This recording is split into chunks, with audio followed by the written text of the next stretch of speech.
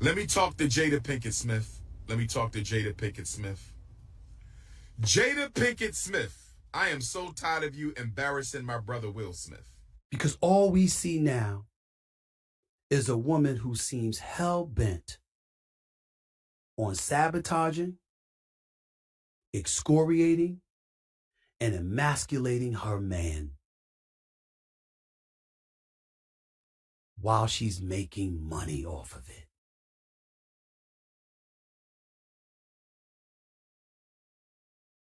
Keep it up, and some people gonna sit up there and say, you ain't staying with him because you don't want to get divorced because of a promise. You stand with him because as long as your last name is Smith, as in Mrs. Will Smith, that's how you get paid.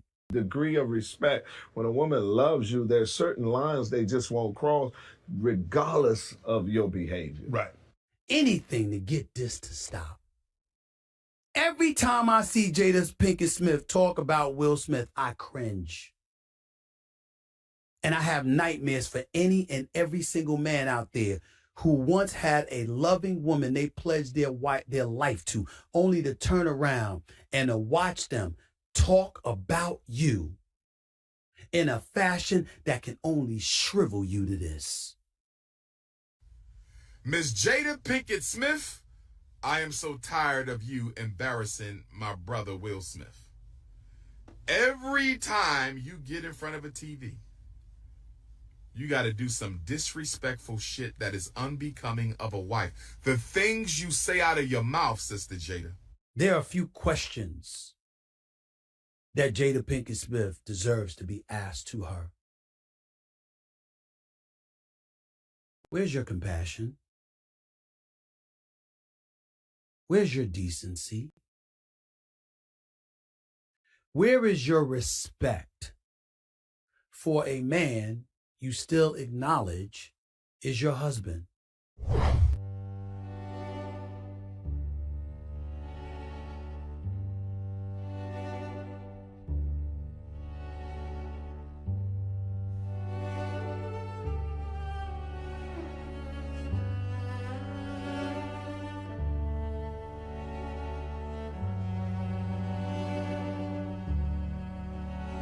We're putting you on probation. We're putting you on probation. Fun fact about me, I can take it almost anywhere.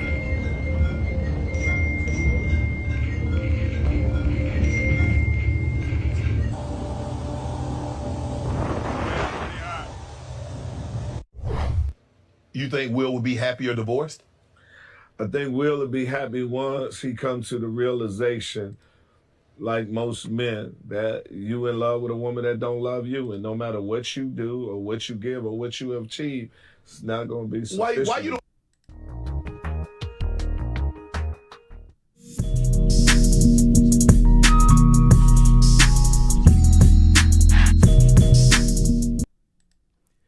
Yeah, LTTV, Blunt Talk with LT, back at it with another video. All right, let's get right into this one. Okay, so there is a lot here. Now, my major issue with this is Jada Pinkett Smith lying through her teeth. Listen, y'all, I don't know what's going on with Will and Jada. Will's constantly going outside.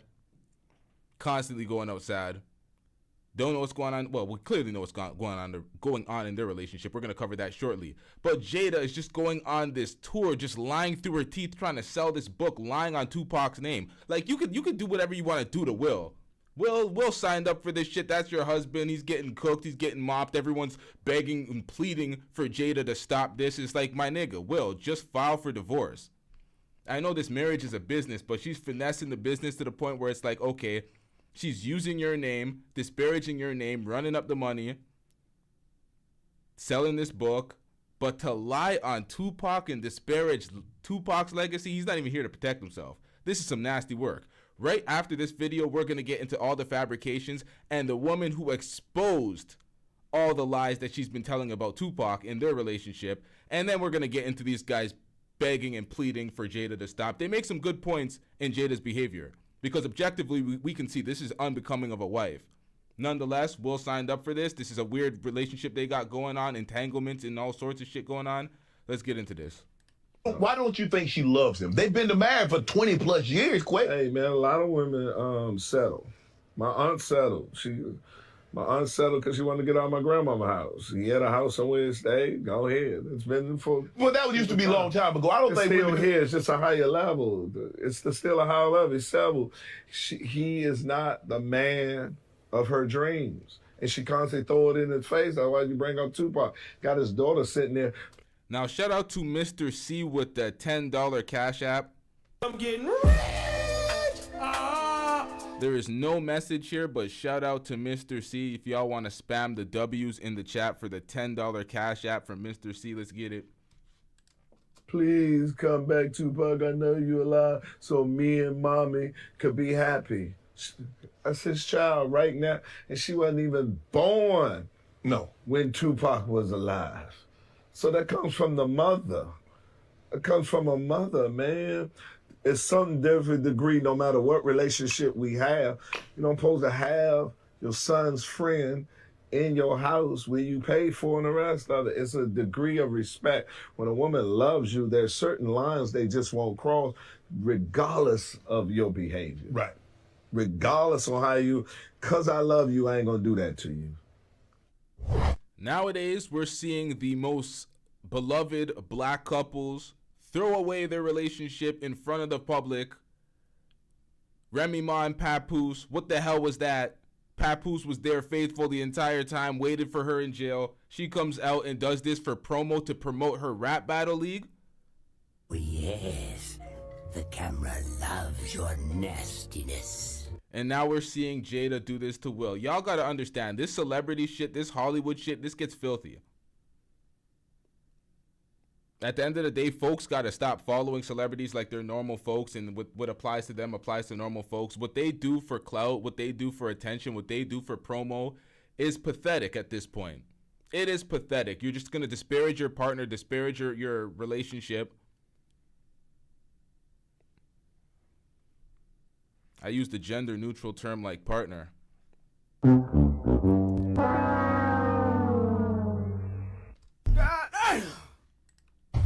So I was. You know what? We're gonna get right back into this. Let me 423. I think this kind of romanticized idea of like a soulmate. You know, there's all kinds of definitions of soulmate. Yeah. But yeah, you know, definitely. I don't think if there is such a thing as past. Wait, Taylor, you said Papoose need to get his get back because the disrespect is crazy. Nah, Papoose needs to learn from his L's and move the hell on. Grown ass. What do you mean get back? You gotta leave that. There is no getting back. There is no, oh, she cheated on me, I'm gonna cheat on her. That's still a L. There's no W there. You gotta leave the relationship. Unlike if you're not, you're getting cucked. You're getting disrespected. It's like he needs to stay and follow what he's doing, because it's like, okay, now he's gonna sully himself and bring himself down to the level to start cheating and doing that. Is he needs to maintain his whatever the hell his principles are and get the hell out of that relationship, because that's dusty. Even if it wasn't true and it was just promo, it's like, y'all really be playing with your relationship like that, where you're willing to embarrass each other for some clout and some money for some promo for a rap league? Or Jada willing to disparage Will's character constantly to sell a book, to sell whatever she's selling. It's the way she gets paid through these interviews. It's the way she's relevant currently. She's just eating off of this bullshit. Like, how about you do a movie, Jada? You forget you're an actress? Lives. Definitely think Pac and I have traveled a few together. Now, this is some nasty work. What do you mean past lives you and Pac traveled a few together? Ma'am, you're married to Will. Tupac died at the age 24. R.I.P. What, like, this is nasty work out here. Definitely. I don't think if there is such a thing as past lives, definitely think Pac and I have traveled a few together, you know, in various forms. So has there ever been a time that you regretted the decision that you made not to take it to that level with him and to keep it in the friendship space? It just wasn't possible. There was no chemistry between us. You know, I talk about it in the book. You know, that's so hard. I know, but that's just so hard to imagine. At the time, he was in a bad, you know. You hear this? I talk about it in the book. This is all just one filthy promo run.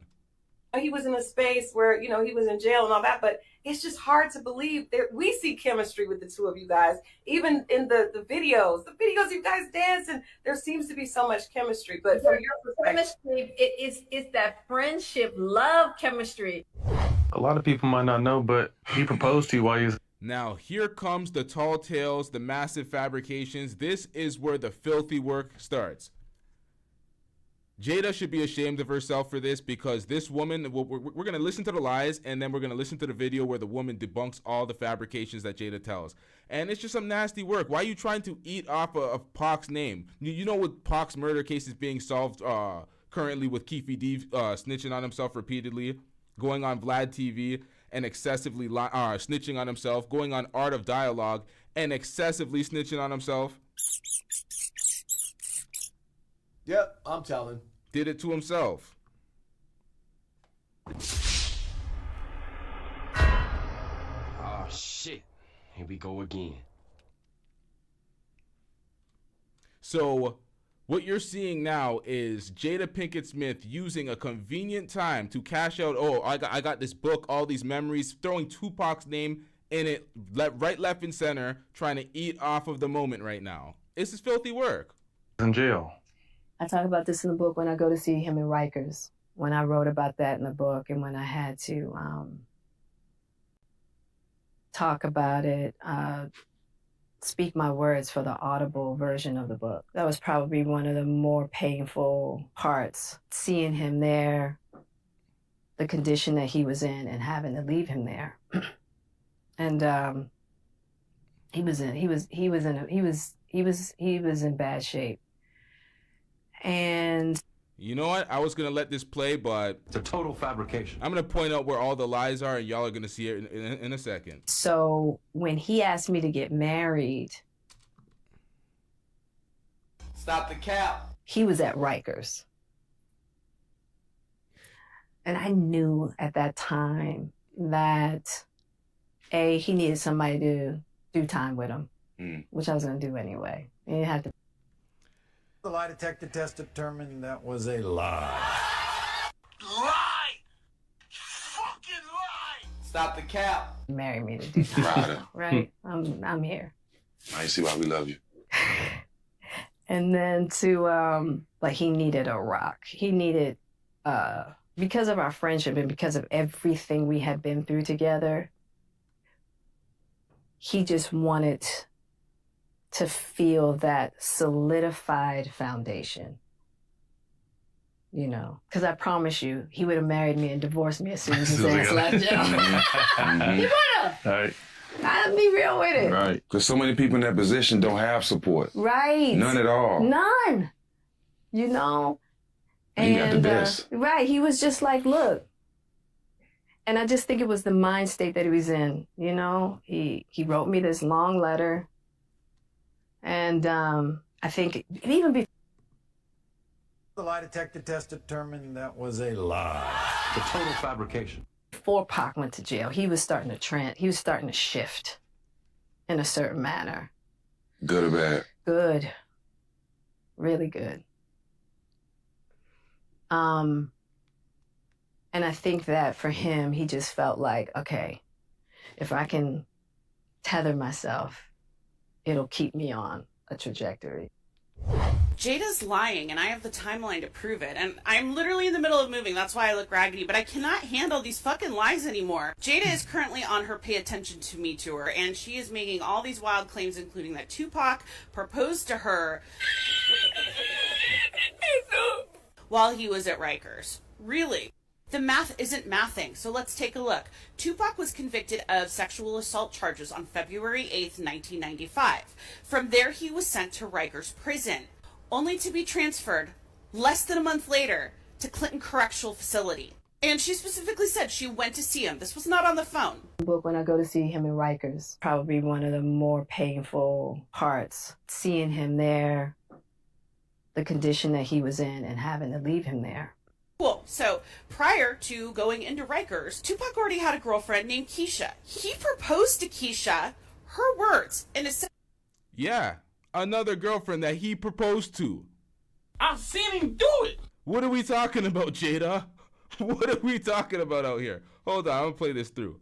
Hold up. And having to leave him there. Cool. So prior to going into Rikers, Tupac already had a girlfriend named Keisha. He proposed to Keisha, her words, in a September 2011 interview. He proposed to Keisha before he even went into prison. They were already engaged. They got married in April. And in the time that he got sentenced and was taken to prison, Keisha actually moved closer to be by him and be by the prison and saw him on a near daily basis. When he asked me to get married, he was at Rikers. So you're telling me that in the 3 to 4 week window that he was at Rikers, engaged to another woman who had moved closer to the prison and was there almost every day, Tupac proposed to Jada. But hey, Jeff. This is what I'm talking about. You could disrespect and throw Will's legacy out the window because he's going to sit there and stomach it, pause, like the simp that he is. Instead of filing a divorce, he has all these men caping and jumping out for him. Jada, leave him alone. Please stop. This is unbecoming of all the bullshit we're about to see later in this reaction, in this compilation. All these men jumping out the window, begging and pleading for Jada to stop. Will could take his dusty ass out the relationship. He doesn't need our sympathies. He's Will Smith. Multi-millionaire Will Smith. If she takes whatever she takes from the divorce, let her have it. You're Will Smith. You could land on your feet. You're disparaging Tupac. Tupac's not here to defend himself. Hold up. What is this shit? 3 to 4 week window that he was at Rikers, engaged to another woman who had moved closer to the prison and was there almost every day, Tupac proposed to Jada. But hey, Jess, you might be saying to yourself, Tupac wasn't known to be a one-woman man. He was no angel. Fair enough. Let's see where Jada was during February of 1995, which was, as we've already established, the only time she would have been able to see Tupac at Rikers since he was only there for less than a month. You see, Jada had already met Will Smith in 1994 on the set of Fresh Prince of Bel-Air, but Will Smith was married, and so nothing happened between them.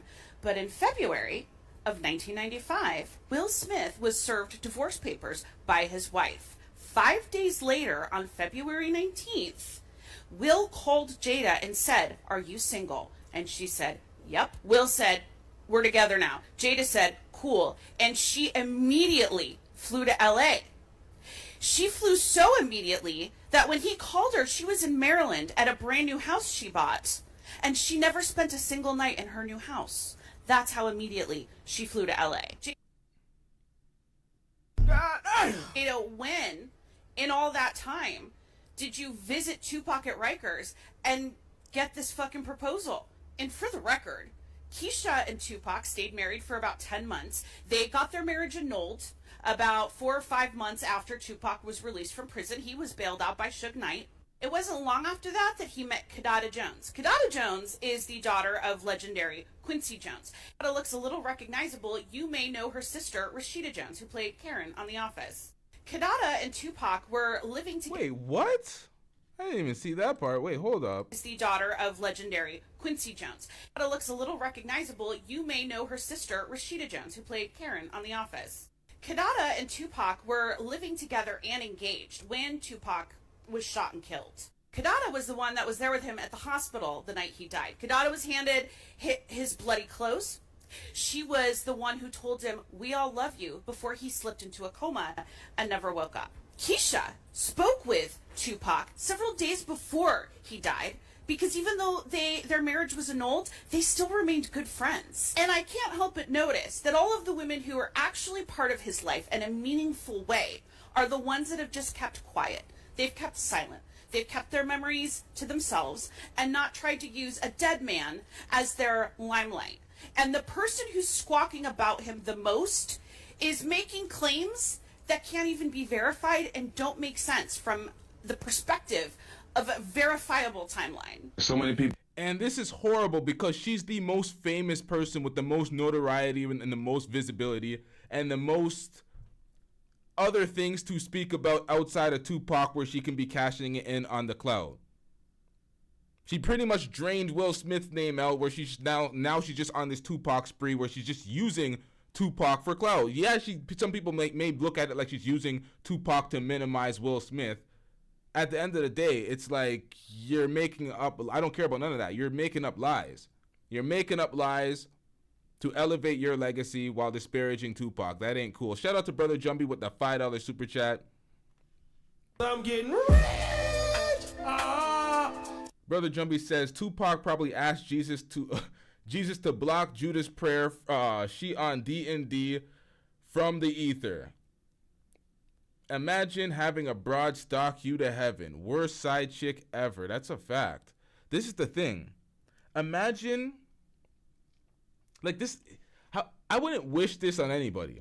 Like, you're dead and gone, rest in peace. Why do you have not even a side chick? She said there was no relationship chemistry. Why are you using his name so much?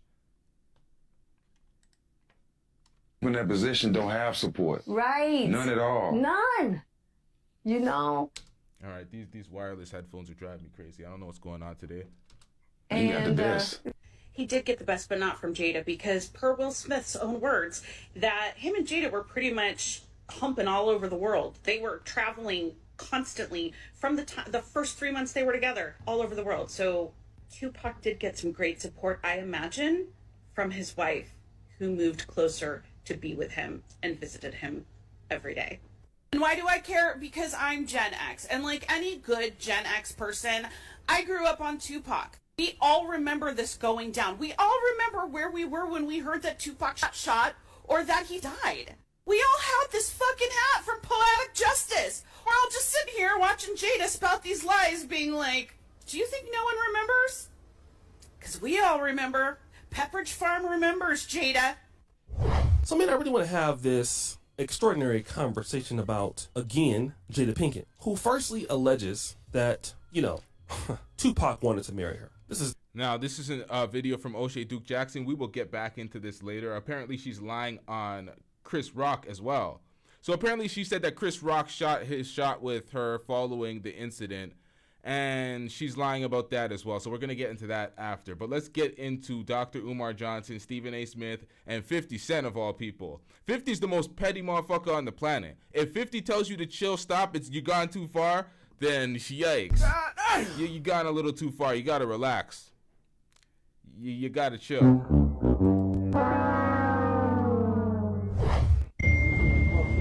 Fun fact about me. I can take it almost anywhere. This is a weird response from Will. We don't care. Oh. Let me tell you, we don't care. Let's listen to this video. Chat, what do y'all think about this? By the end of the video, we're gonna have a ones and twos, and see if y'all agree or disagree. Let's get it. A male friend of mine the other day, and he told me that women don't apologize and women can't be held accountable. Now, this video is a gold mine for the gender war, the red pill or the manosphere. They're gonna love a video like this, but let's get it, y'all. A friend of mine the other day, and he told me that women don't apologize and women can't be held accountable. And I began to really think deeply about this idea. And one of the things that came across my mind is, in the last 9 months or so of me being in my private practice, I have myself experienced many women, whether they came in as a couple or they came by themselves, they very abruptly discontinued their therapy. And I started to reflect and really think, what was going on here? And I noticed that after I had to confront them about something, I had to bring to their attention something they were doing that wasn't contributing to the health of the relationship, they became very defensive and very, just very harsh, and they stopped coming. And even though the husband would continue to come, he made it very clear that, yeah, she won't apologize. She thinks you're wrong. She thinks you're taking my side. And I began to really reflect, like, oh my gosh, is it true that women don't apologize? Is it that women struggle with being held accountable? I'd love your thoughts on this. Me personally, I think it has to do with a person's level of emotional maturity. What do you think? All right. Ones in the chat, if y'all think that women are unaccountable and they don't apologize, like the video says, or twos if you think that it's far more nuanced and that's bullshit. It's individual based. So twos in the chat if it's bullshit. One in the chat if you agree that women in general just don't apologize and they're all narcissistic fucks. Let's get it, y'all.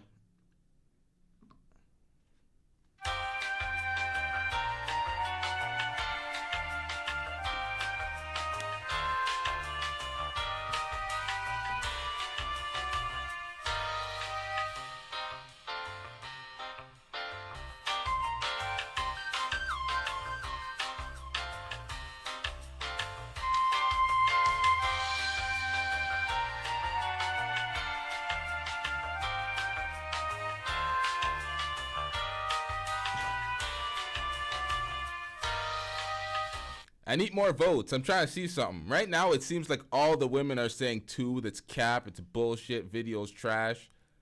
But the men on the other side, the men are saying 1. And that, well, we got a 1.9. Yo, men, speak up, y'all. Y'all are mute right now. What's going on? Speak your piece right now.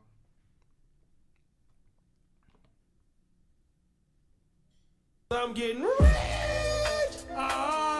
Shout out to Anti-Gravity74 with the $20 super chat. Y'all spam the W's in the chat for Anti-Gravity74 with the big $20 super chat. Anti-Gravity says was just finishing up Donovan's. God damn it, scrolls down. All right, let me see this. Was just finishing up Donovan's Cridge wedding. Yeah, that wedding was pathetic. Good to see y'all back with this 2 a.m. stream. Keep up the good work, LTTV. 2 a.m. stream. Oh, you probably in a different part of the world. Shout out to you. Shout out to Anti-Gravity74. All right, so I got kind of distracted through that. We got the ones, whispers with the ones. So I'm seeing men say, there's a lot of men saying 1. The men are saying 1 and the women are all saying 2.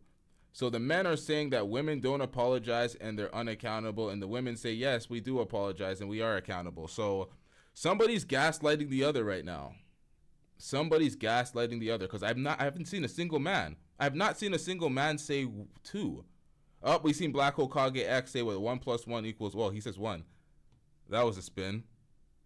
I thought this nigga was gonna put 2, but you know, it got to the end of the sentence and it was like What the hell was that? 1 + 1 = 1. All right. So Brother Jumbie says my old lady does too. Now, my guess is, I don't want to shame folks in the chat. Okay, 2 for sure. Win, lose, or rug. Win, lose, or rug. You a dude or you a woman? Remedial math. All right, so let's get into this. Let's break this down before we get into these guys cooking Jada Pinkett Smith real quick and get into that video. This is one of the most finessable manosphere red pill talking points that they use to shame women and say they're unaccountable and they're narcissistic and they don't apologize. So what you see, why you see so many 1s from the dudes and you see 2s from the women, is because it's a convoluted question and a statement once you put it into content creation. Because what they end up doing with this is they try to put the relationship accountability on the woman. So anything goes wrong in the relationship, they put it on the woman and say, oh, this is women being unaccountable for X, Y, and Z. So it's easy to show them being unaccountable because it's not their fault for the failing of a relationship. There's 2 people in a relationship. So what you see in these talking spaces, you see that type of shit heavily propagated. But men know if they're with a toxic woman, they're with the wrong woman. Probably some single dudes in the chat knowing from some bad experience, a gaslighting ass bitch that fucked with them and rubbed them the wrong way, never apologized for shit, was never accountable, always put the blame on them. That's why niggas put the 1s in the chat, because they've dealt with women like that before. It's not women in general. That's why that girl said it's all about mental, what did she say at the end? Me personally, I think it has to do with a person's level of emotional maturity. It all comes down to, I don't know about emotional maturity. I don't know about emotional intelligence and all these made up terms that we all have to agree on nowadays, but it comes down to the individual. What we see heavily on the internet is the dustiest OnlyFans chicks, the biggest whores on these platforms, these attention whores constantly getting on these platforms and being unaccountable. So men push those women and be like, yeah, this is all women. And it's like, no, it's not all women. It's just the ones that, this is what I keep talking about. It's always the loud but small group. It's a minority that's just always loud, vocal, and visible, making it look like they're the majority and this is what life is. And it's like, nah, y'all gotta plug out of your matrix, which is just online, and get into real life and look around. Look around. I've had women on this channel apologize to me many times. I've had women in my personal life apologize to me many times. I've had women be accountable for their shit, not my shit. You're not gonna be accountable for my dustiness if I'm dusty. That's the thing with the manosphere folks they put on women. They try to make them be accountable for their lack of options or their results pretty much, and it's like, no, you got it all fucked up. That's why I'm saying it's more of a conversation of nuance. But what we see online all the time is the worst of the worst. And women aren't going to be accountable for your shit. That's the problem with the manosphere. People think that women are supposed to be accountable for certain things in a man's life, and it's like, no, that's this manosphere talking point. This is this bullshit that we hear too much. But let's get back into this and let's get into the complaints. What do you think? Now, Jada Pinkett Smith, my beautiful African queen from Baltimore. Shout out to my Baltimore Africans. Shout out to I will be coming to Baltimore soon. Shout out to my Baltimore. Travis Hunter just came back from an injury. You got to give him some time to work himself back in. He scored a touchdown. He also stopped a lot of good passes. I like Travis Hunt. Wait a minute. I like him as an athlete, but I do believe Travis is bunny hopping. And Travis, if you're listening to your big brother King Kong consciousness, please stop bunny hopping, my brother. She's taking away your melanin energy. She's taking away all of your melanin energy, my brother. Travis, you have to stop bunny hopping, my. Now, we're in a different era. Get over it. Whoa! Brother, she's taking your melanin juices out of you, my good brother. Now, let me talk to Jada Pinkett Smith. Jada Pinkett Smith, I am so tired of you embarrassing my brother Will Smith. Miss Jada Pinkett Smith, I am so tired of you embarrassing my brother Will Smith. Every time you get in front of... Now, hold up. Before we get into this, Jay Williams says women need to stop thinking they do nothing wrong.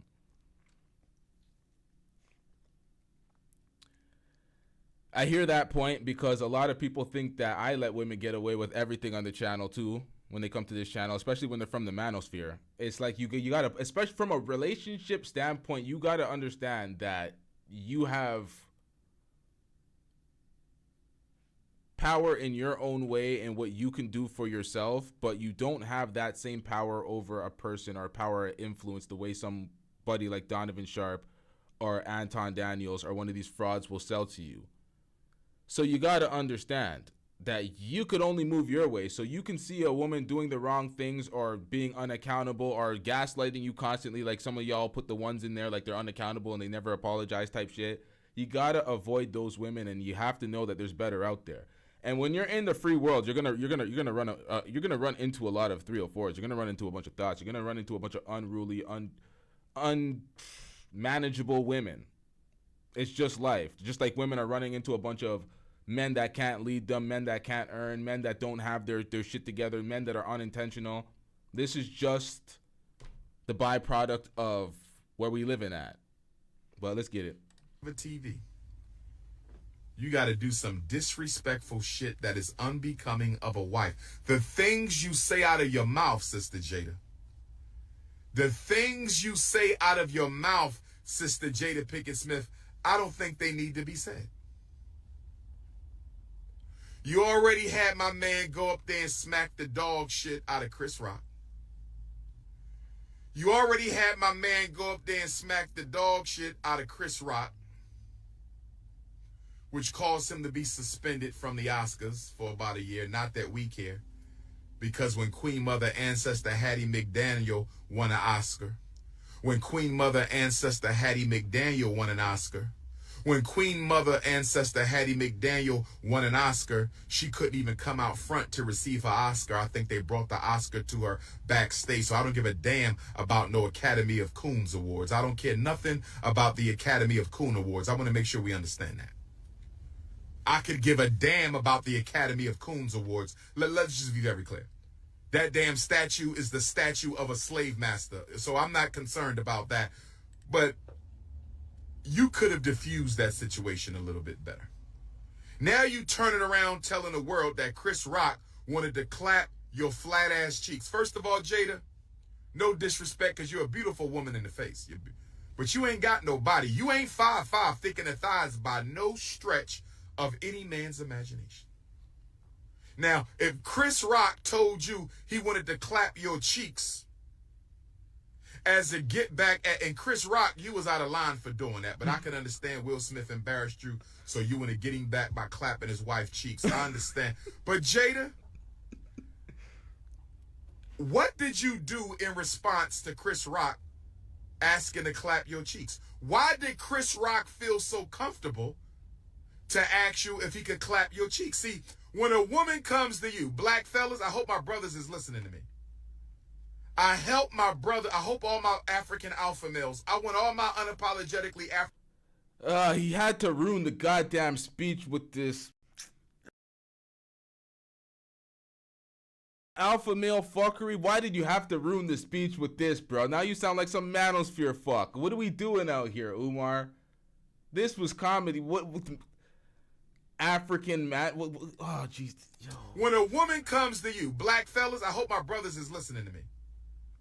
I help my brother. I hope all my African alpha males. I want all my African alpha males. Yo, what? This is some filthy work. Yo, what is going on out here? What is going on these airways? Oh, yes, the camera loves your nastiness. Unapologetically African alpha males to listen to your big brother, Dr. Umar, right now. I want all of my anti-Snow Bunny, unapologetically African alpha males. I want you to check into your big brother, Notorious RBG, one time.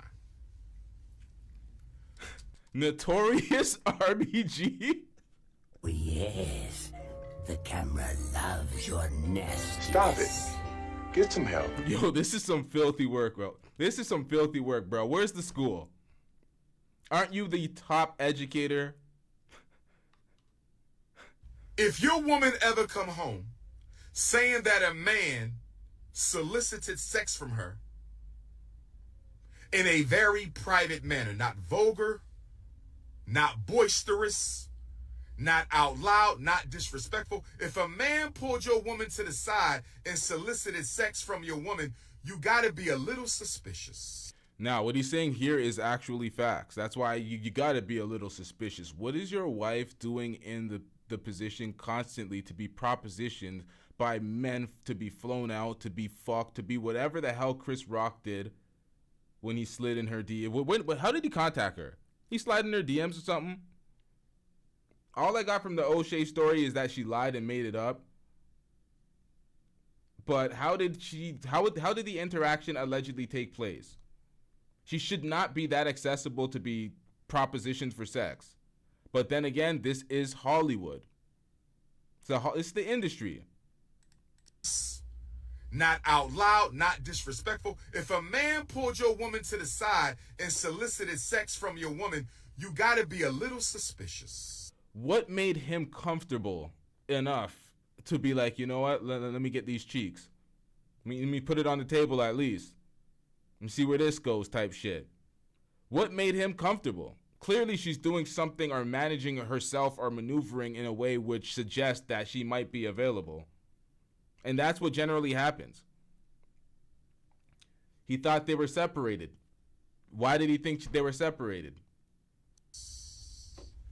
If a man pulls your woman to the side and solicits sex from your queen, you got to be a little suspicious. If a man pulled your wife to the side and solicited sexual relations with your woman.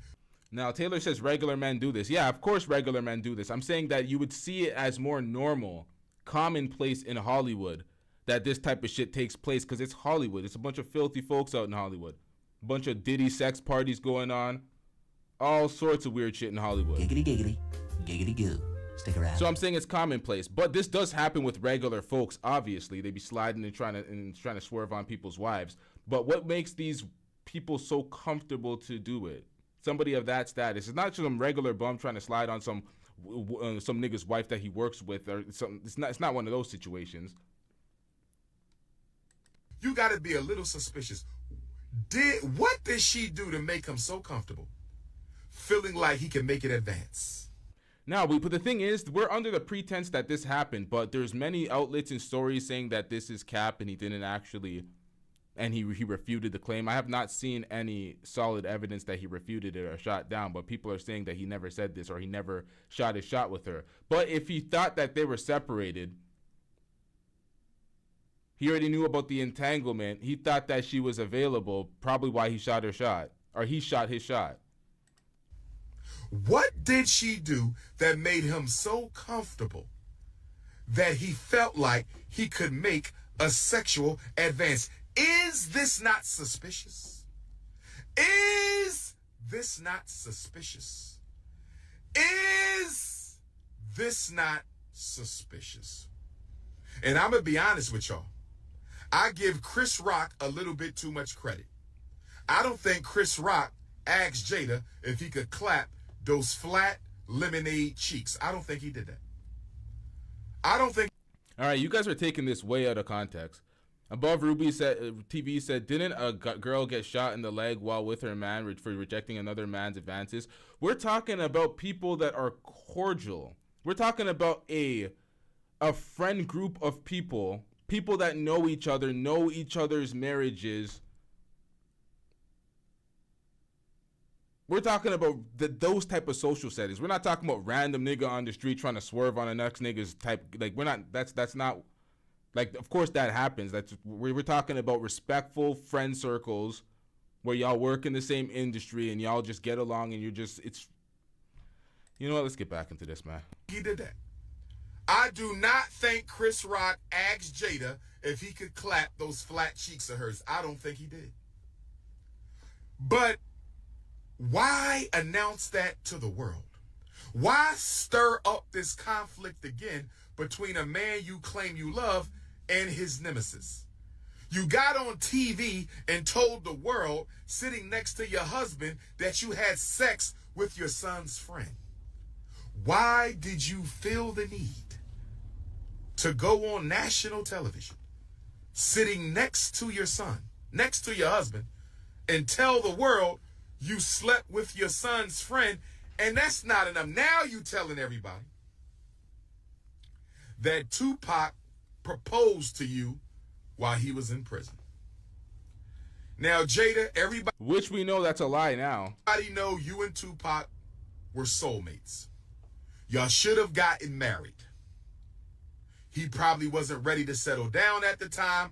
You were more focused on your career. He wanted to be a thug. You wasn't feeling it. I understand. We all know you and Tupac have a history. I understand that.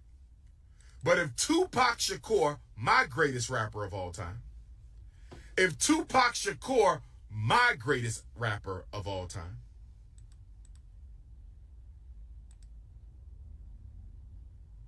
if Tupac Shakur proposed to you in prison, Jada, he might have. I don't believe it's impossible that he could have proposed to you. But what I do find impossible is you waiting 25 years to tell the world that Tupac proposed to you. Are you trying to get Will? Listen, y'all. We don't believe you, Jada. Nobody believes anything that you're saying. Look at these viral tweets. 18.4 million views. Jada Pinkett Smith reveals she was in the car the night with Tupac. When the bullets started flying, she was heard screaming, "Take Will Smith instead." These are the tall tales that people are spinning off now to make fun of Jada Pinkett Smith. This is the type of satire, the type of sarcasm. Jada Pinkett Smith went out and said that she used to sell crack. Jesus Christ. So she was selling crack cocaine. She was shaving her head bald. She was trying to replicate Tupac's activities when Tupac moved from Baltimore to the slums in California. Who was on crack? He was in some sort of activities because, you know, his life was, you know what Tupac's life. Everybody knows Tupac's life. But now Jada Pinkett Smith tries to say that she was also selling crack. You know, let me read the article. Jada Pinkett Smith reveals she sold a lot of crack as a teenager. A lot of crack as a teenager. Not a little bit. She didn't dib and dabble in the game. She reveals she sold a lot of crack. All right, so let's get it. Jada Pinkett Smith says, I thought I was going to be a queen pin for sure. You can get caught up in the scenery. I was rolling with some really high rollers at the time. All right, man, this is some filthy work, man. What the fuck is this? Bitch, who raised you? What the fuck is this?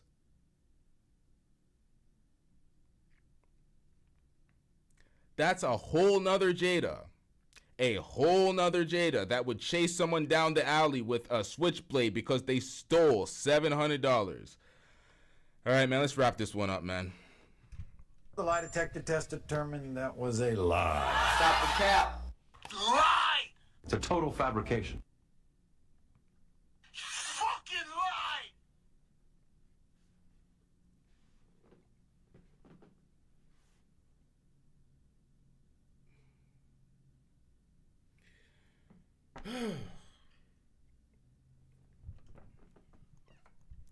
I'm sorry, chat. This is some filthy work. I don't know how I'm going to get through this. This is some filthy work. You were the type. How tiny was Jada as a teenager? And how tiny does she still remain? You, ma'am, were chasing folks down with a switchblade for $700 worth of crack cocaine. And you sold a lot. You were damn near a queen pin, according to you. Or the Jada that would sell crack cocaine and then get set up. And two dudes will come out with 9mm and she gets a gun put to her head. And then what does she do at that point? How does she escape that? Lie!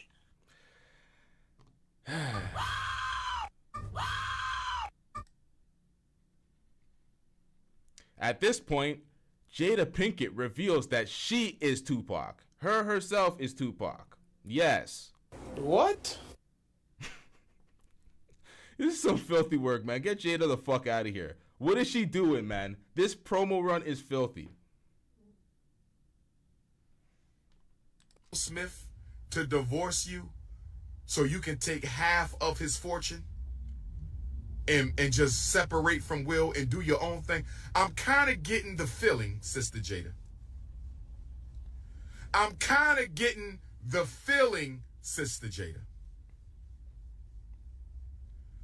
I'm kind of getting the feeling, Sister Jada, that you want Will to divorce you, but you don't want to ask for the divorce. You need it to be initiated by Will because you know how much people would have a problem with you running off with half of that black man's fortune that you did not help build. Bro, we don't care. We don't care. Let me tell you, we don't care. Get him out of here. He's got no place in here. Get rid of him. Okay. This is what I'm talking about. Fuck the optics. Does your respect mean anything? At this point, does Will care about his own respect? Does he care about his name being run through the mud? Does he care about the embarrassment? Because he's sitting tight. Pause. Hey, yo. Stick together. Pause. Knows he can have it. Pause. You see what I do when I got the rock. Pause. Let me just put this in real quick. This is Daniel, by the way. They're both leaving that divorce with money. And even if she leaves with more, who the fuck cares? Is your pride, your dignity, your respect worth more than that? Of course it's worth more than that. You're Will Smith. You can make the money over how many times over again?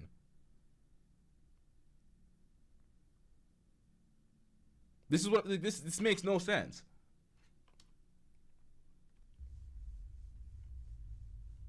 It's like y'all are just pleading for her to leave so she can stop disrespecting him. Why doesn't he grow some balls and get the fuck out of there? This is what I'm talking about. We might agree with some of the problems, but the solutions we never agree on.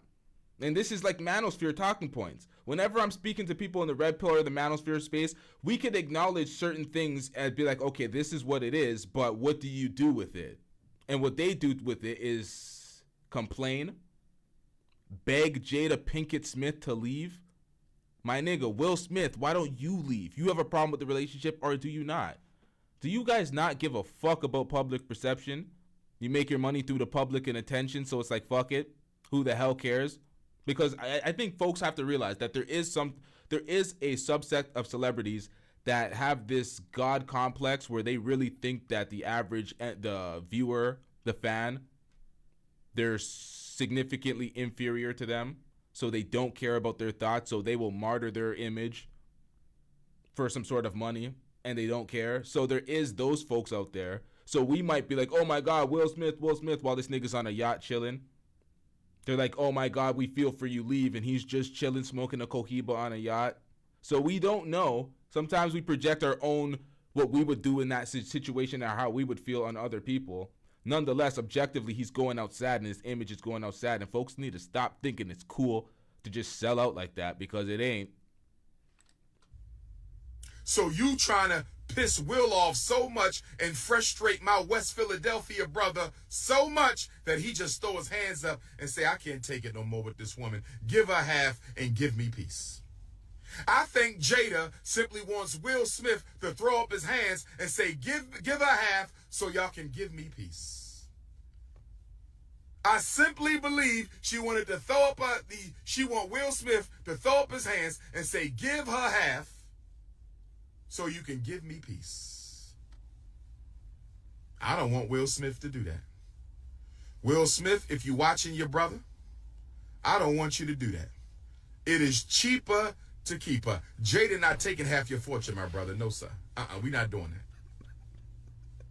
I know she's not a snow bunny, but she still ain't taking half of your fortune. We're not doing that. Stay legally married to her, but move on with your life.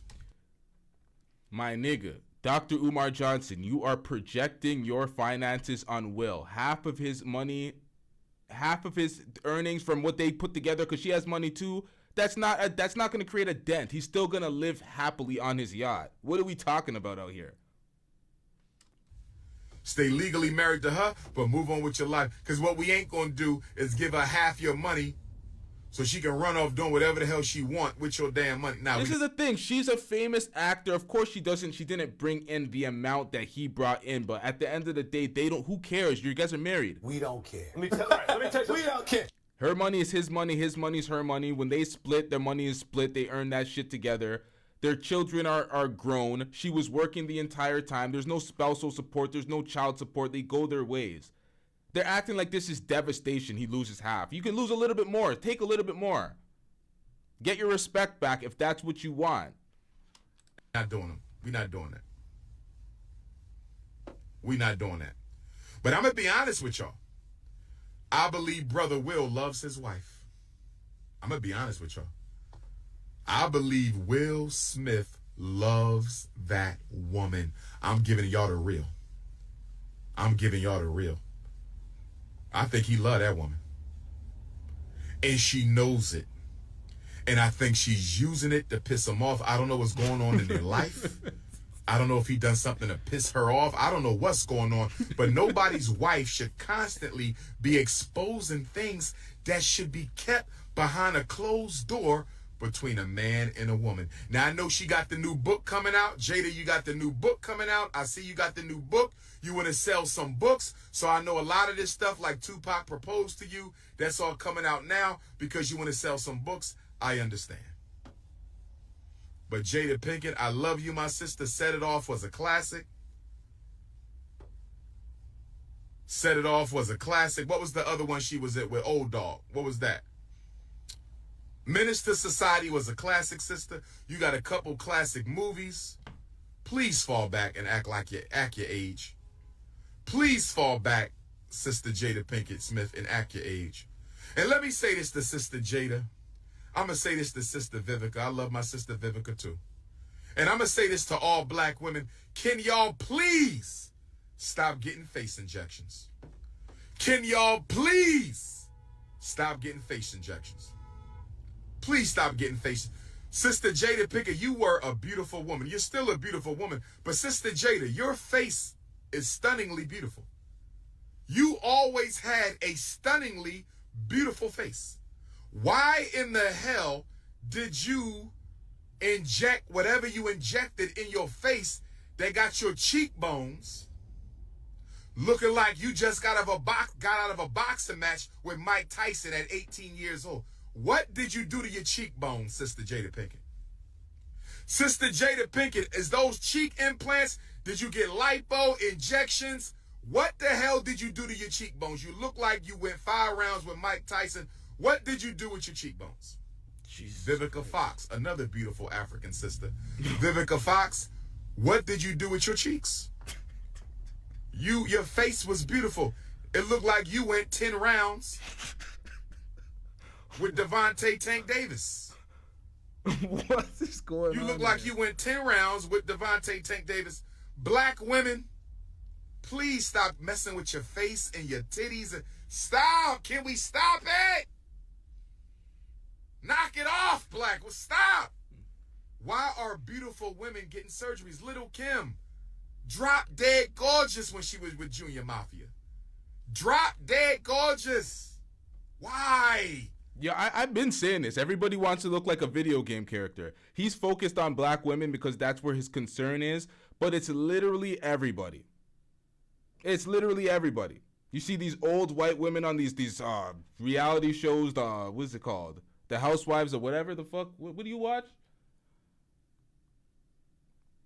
All sorts of weird Botox shits. Men are doing the leg extenders to be taller, the Beijing in the hair, the Myron with the fake hairline, the hairline surgeries. It's literally everybody. We're in a different era. Get over it. Whoa! It's literally everybody. It needs to stop on a whole because people are getting carried away, but you're not going to be able to police the public. You only got to care about the person that you're with at the end of the day. This is what I'm saying. All of this shit is just fruitless. It's just barking into the wind. Trying to control the crowd. People are going to do what they want to do, and especially if there's availability for these things, if you really want to stop, you got to get rid of the cosmetic surgeries. You got to shut that down. You got to legislate that somehow, and that ain't going to happen. So, and I love Little Kim. Shout out to Little Kim. Shout out to Vivica. Shout out to Jada Pinkett Smith. I ain't got nothing against her, but I got a ride for my West Philly brother, Fresh Prince. Now, somebody told me the reason we have so many black female celebrities getting surgery. Somebody told me the reason we have so many black female celebrities getting surgery. Now, that is one thing. When it comes to the black female celebrities, especially in hip hop, it seems like every woman seems like it seems like it's almost mandatory now. The compulsory BBL. Oh, you got signed? All right, sign up for your compulsory BBL. You got to have it. It's mandatory type shit. Like, it's getting ridiculous. But, you know, it is what it is, man. Somebody told me why we got so many black... Facts, TaylorMade. The lip surgeries are so unnecessary. They look so weird. Everyone's trying to look the same. So it looks weird. Women, period. Working class, middle class, upper class, bougie class, celebrity class. I was told the reason why so many black women are getting surgery is because the 40-something-year-olds feel the need to keep up with the 30-something and the 20-something-year-olds. Ladies, is that true? I'm talking to my Ifa Tunde Queendom chat.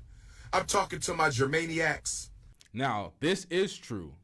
Older women are constantly trying to keep up with younger women. They're in their 40s, 50s, refusing to, you know, check out and check into their section. They're trying to compete. But guess what, fellers? We're seeing the men do it all the time. We're seeing men always campaign for being 48, dealing with a 21-year-old. These 50-year-olds campaigning to deal with 19-year-olds. Old folks are just refusing to hang up the jersey. They're still trying to compete. Men and women. This is why I'm not with the gender war, because I see it on both sides. I see everything on both sides. So I'm not with the gender war fuckery. I'm not like, oh, women are doing X, Y, and Z. It's like everybody's dusting it up. Everybody. I'm talking to my ladies. Are y'all getting surgery because y'all feel the need to keep up with looking young with the 30 and the 20-year-olds? Yeah, according to the red pill, you don't even take women seriously until you're 35 with a notch count of 50. And then when you're making your way up to 40, then you can start taking these younger 20-year-olds seriously and lead them to the promised land according to the red pill. So it's like, come on, man. Everybody's doing it. Everybody's aging out of a place and still trying to compete. Women doing the TikToks with their daughters and the grandmothers and being like, which one is which? And it's like, Gigi, it's kind of obvious. You got wrinkles. You got the whole forehead line thing going. You're not competing with your daughter. Why do you try? Why do you think you're fooling us? You're not. But nonetheless, everybody's doing it. Somebody tell me, Miss Armsfield said yes. Destiny said, Dr. Umar, you are so fine and so knowledgeable. And yes, I'm a black queen with natural locks. Yes, it is. Divine Melanin 92 said yes, it is. Keeney J said it's not. Tabitha Montgomery said that ain't got nothing to do with it. The Real Forever Grace said I'm 45 and I'll never do it. Miss Melanin Cheek said I think they are doing it. Listen. It's self-hate. This is what I want to say to my African queens in your 40s. To my African queens in your 40s. Listen. You will never be able to compete physically with a 27-year-old. You can't. You understand me? Even with an artificial body, you can't. Now, here's what I want to understand with my 40 and 50-year-old queens. Why are you trying to compete? I have no desire to compete with my 20-year-old brothers. I have no desire to compete with my 27-year-old brothers. I have no desire to compete with my 30-year-old brothers. I have no desire to compete with my I have no desire. I love who I am. I love my age. I'm glad I'm still on this planet to fight for African liberation. Black women, you got to change your thinking. Black women, you had your time. You had your hot girl summer. You had your Greek picnics. You had your freakniks with your ass cheeks hanging out of the extra small blue jeans that you cut off. You had your time creeping around the college campuses giving that goose out. You had your time. Why can't you let it go and move gracefully into pre-elderhood? What's wrong with moving gracefully into pre-elderhood? What's wrong with being 47? You made it. 47. You've accomplished. You've raised children.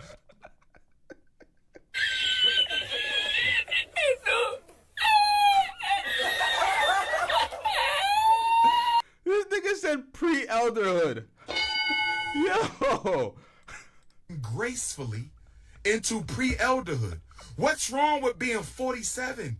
You made it. 47. You've accomplished. You've raised children. You got your business. You got your degree. Why are you trying to compete with a 27-year-old? Your yoniverse will never be like hers. Your butt will never bounce like hers. Your breasts will never stand at attention again like hers. Why are you competing with them young girls? Why can't you be happy that you moving into pre-elderhood? Why can't you be happy that you moving into pre-elderhood? In African culture, we value age. The older you get, the more respect. The older you Yo, this pre-elderhood shit just throws me. Get, the wiser you are. Mackenzie, that's facts. This is red pill talking points. RT saying preach, brother. That's how you know it's red pill talking points. This is the same shit. 42-year-old women, you could never compete with the 27-year-old. We heard the same shit. We heard this shit from Kevin Samuels. We heard the same shit before. The older you get, the more honor is bestowed upon you. I did not say. I do agree with the fact that older folks should act their age and be glad that they've made it to a certain age. And I do agree that men and women should not be competing with the younger generation and trying to stay up there like that. The only thing that we differ in is that he's saying women, women, women. And he's not focusing on the other side that men do it too. So it seems like he's targeting and pinpointing it on women, like women are just doing that. And it's like, bro, it's everybody. Everybody's trying to compete younger. Generally, older women aren't going to look as good as the younger women. So when he says that, it is true. But there is 40-year-old women. There is the Bernices of the world. There is the Ashantis of the world shitting on these women in their 20s and 30s. But generally, he is right. Generally, you should not compete. You should act your age and be graceful that you're aging to that point. Because I have a lot of dead friends. R.I.P. my niggas. We getting real ghetto for a second right now. But nonetheless, it's like as you age, you appreciate being on the planet still. So you're like, okay, you take it with, okay, I'm getting older. I made it here. Because the alternative is death. So when people talking about, oh my God, I'm 32 now. I'm getting older. It's like, bruh, the alternative is death. So be good with your age. That's the way I look at it. Be good with your age. Be happy with it. Wear it like a badge of honor. Try to look as good as you can within your age, but don't try to compete with the youngers, because then you look foolish. 847 was elderhood. Somebody's not listening. Somebody's not listening, but I'm going to stay focused. 65 is generally regarded as elderhood. But when you hit 50, you're 15 years away, so it's time to start transitioning away from getting all the attention in the club. It's time to start transitioning away from getting all the attention at church.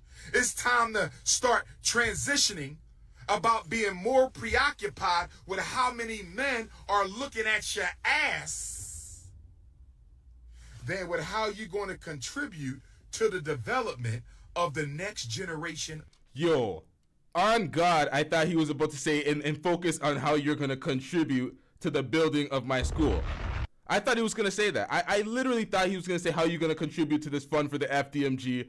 I literally thought he was going to say that. The men are looking at your ass than with how you're going to contribute to the development of the FDMG Academy. Yeah, okay, Dave, hold on, like, of the next generation of black girls. Once you hit 45 years old, your whole train of thinking should change. I didn't say you should stop exercising. I didn't say you should stop caring about your body, because we know black don't crack. We know black don't crack. I didn't say you had to give up on yourself. No, I did not. Yo, what did TG said? TG said that's cap because black be cracking.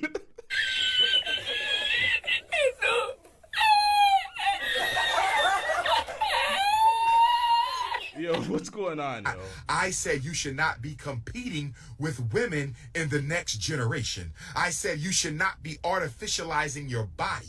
You should not be artificializing your body to compete with girls in the next generation. You should not be trying to look like your daughter. You should not be trying to look like your daughter. You should not be trying to dress like your daughter. You should not be trying to compete like your daughter. That's what I'm saying.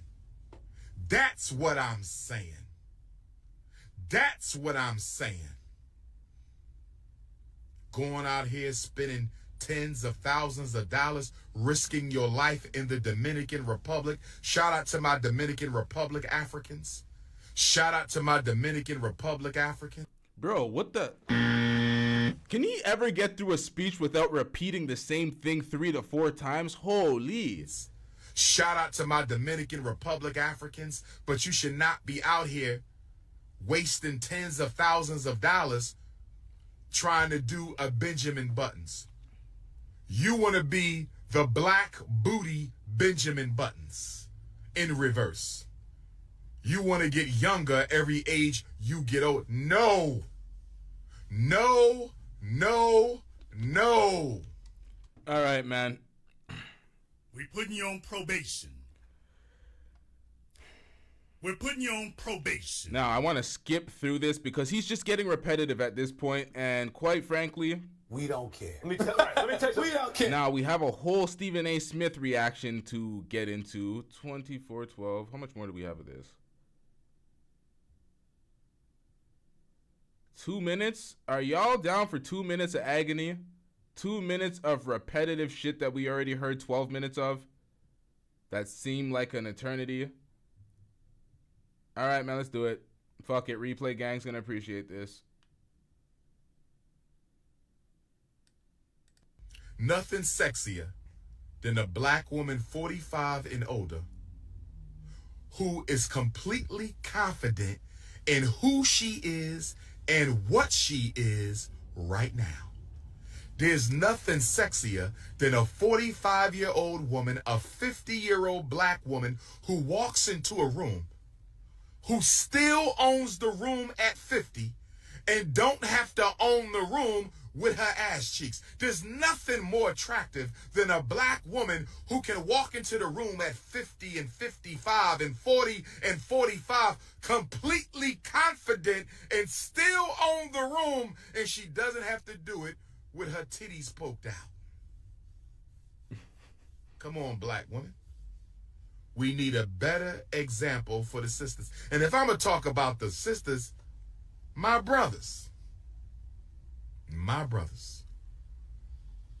If your pants are still sagging at 50 years old, if you still getting multiple tattoos at 50 years old, if you still trying to hang in the young club at 50 years old, we have a serious problem in the black community. And it all goes towards the hypnosis of European capitalism that teaches black people you're no longer worth anything when you start getting older. Why have we bought into that? Why have we bought into that? Why have we bought into that? Accept your age and age gracefully. Black man, black woman, accept your age and age gracefully. Oh, yes. Oh, yes. Oh, God damn it. 18th? And of course, we'll talk about it. Sorry, man. I'm not enduring one. He's just repeating himself to run out the clock. We're not doing that. Smith is made. I agree. Accept your age, age gracefully, all that bullshit. I agree. Let's move on, man. She's making news because she's out on the circuit, media circuit, promoting her new book, Worthy. That's the title of her new book. We'll talk about that title a little bit later. Worthy. It's coming out October 17th. And of course, in it, All due respect, shut the hell up. I want to hear that. she's dropping a few bombshells, of course. Former Red Table Talk host reveals that she and Will Smith. Stephen A. Smith is in on the promo. He's giving dates, titles to the book, everything, bruh. Like, come on, Stephen A. Have been living completely separate lives since 2016. That's over 7 years ago. And at this moment, the two of them are still legally married, but are no longer romantically together and haven't been for a very, very long time. On the relationship's demise, she says, why it fractured, that's a lot of things. By the time we got to 2016, we were just exhausted with trying. I think we were both kind of just still stuck in our fantasy of what we thought the other person should be. But they didn't get divorced because she said, I made a promise that there would never be a reason for us to get a divorce. All right, so because Dr. Umar Johnson kind of weird on my, weird, what the fuck? The fuck am I trying to say here? Man, that shit just, that killed my patience, man. Stephen A., what is this, man? We don't care. Let me tell you, we don't care. Let's get through this. Let's get to the complaining. Was when they first got married. You know, they've been married since 1997. She said, we will work through whatever. I just haven't been able to break that promise. Of course, knowing that her husband slapped the living shit out of Chris Rock on national television, global television, because the Oscars were watched everywhere. She had to bring up Chris Rock, of course. And instead, did we hear an apology? Did we hear anything? No, we haven't heard that. What we heard was that she originally thought Will slapping Chris Rock at the Oscars was a skit, that it wasn't real. She didn't know it was real when she saw Chris Rock's face do damn near 180. When she saw her man's imprints on his left jaw, she thought it was a skit. When she heard that loud ass slap and the audience be aghast. Oh, no. She thought it was a skit. I was like, there's no way that Will hit him. It wasn't until Will started to walk back to his chair that I even realized it wasn't a skit. And of course, last but not least, she had to drop dime, as they say, on Chris Rock, claiming he asked her out for a date. He asked her out on a date, explaining, I think every summer all the reports would come out that me and Will were getting a divorce. In this particular summer, Chris, he thought that we were getting a divorce. So he called me and basically he was like, I'd love to take you out. And I was like, what do you mean? He was like, well, aren't you and Will getting a divorce? I was like, no, Chris, those are just rumors. He was appalled and he profusely apologized, and that was that. I'm qualified to have this conversation. I did write a memoir.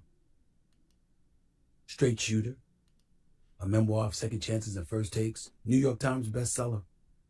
By the way, once you're a New York Times bestseller, you are one forever. That is the creme de la creme of being an author.